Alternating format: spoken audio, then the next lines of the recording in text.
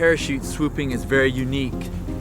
It's a form of exploration and expression that affords us the opportunity to negotiate different types of terrain during flight and on landing, just like the birds have done here for millions of years. My name is Jim Slayton, 30 years old. Started jumping around parachutes in 1990 with the U.S. Army Ranger Regiment. I've been sky flying for about 11 years.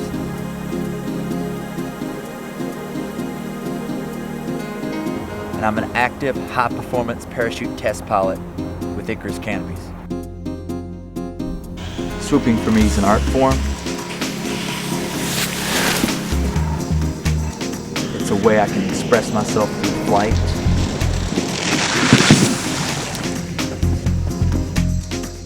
In a way that is different from anything else I know. It's remarkable to see how far parachutes have come already. I mean, from the round parachutes with the military application all the way to the Ram Air Canopy, and now with the more modern, stellar, high-performance wings, it's just incredible to think about where it's going to be.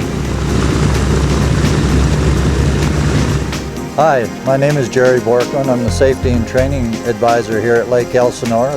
Well, I started military jump school in 1957, and I remember seeing the Second World War movies when the airborne made their jumps overseas, and I became quite interested in that type of endeavor at that time, and I fell in love with it immediately. All done, ready to jump. A good friend of mine, General Joseph W. Stilwell, asked me if I'd like to be on the STRAC team. And, we were the nucleus of what was to become the U.S. Army Parachute Team in 1961. I still love to jump.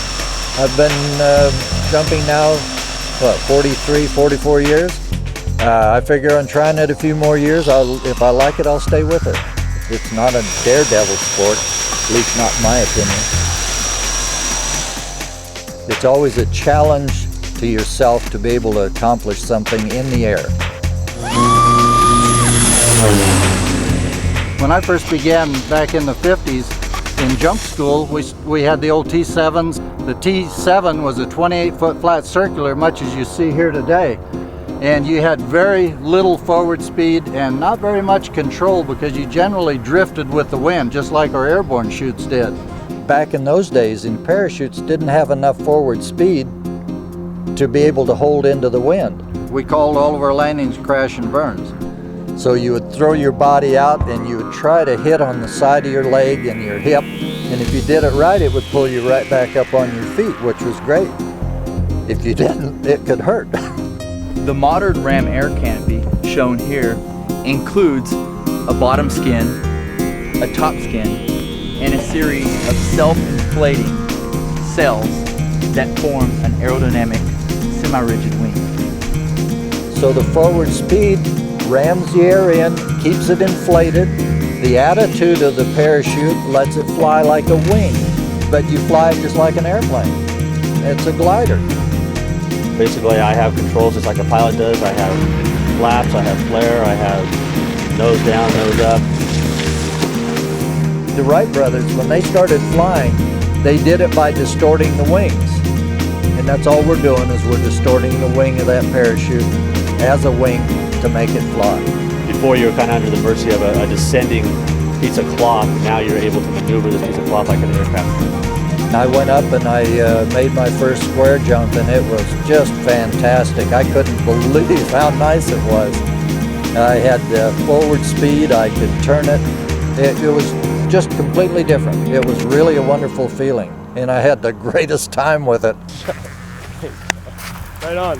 In comparison to the modern square Ram Air Canopy, the more modern high-performance wing has several features that make it not only a more powerful wing, but a more efficient wing with better flight characteristics. The wing of aircraft is rigid. A parachute wing is semi-rigid. We have to pack this in a container. So we have to use different types of applications to make the wing more rigid, but still packable and manageable. We close off the nose section up to 55% and give it tri-bracing, which is fabric sewn into the self-inflating ribs and cells that lock the canopy in a fixed position when air rams into the wing. The more rigid wing, you're able to achieve not only higher speeds, but more maneuverability. The kids today like real fast, hot parachutes, and they get the little bitty things that are like handkerchiefs. The guy would come in and swoop across the grass and do their grass surfing and flying. It just, to me, it was a little bit too fast. It's so fast and so small, and it's so maneuverable that once it's deployed, it's flying all the time. I have to make the necessary inputs to keep it flying the way I want it to fly, or it would just fly away from me. You know, the conventional pilot is using their parachute to make a safe landing, strictly to make the transfer from free fall to being on the ground in a safe manner. And a high-performance pilot is taking it leaps and bounds beyond that. Skydive. The kids of today, they're sharp, they can fly, they can swoop, and it's really wonderful. And I'm proud of them. And look at us now.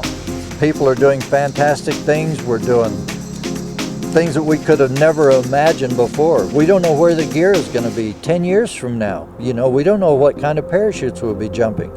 I don't think there's any end to what we can do.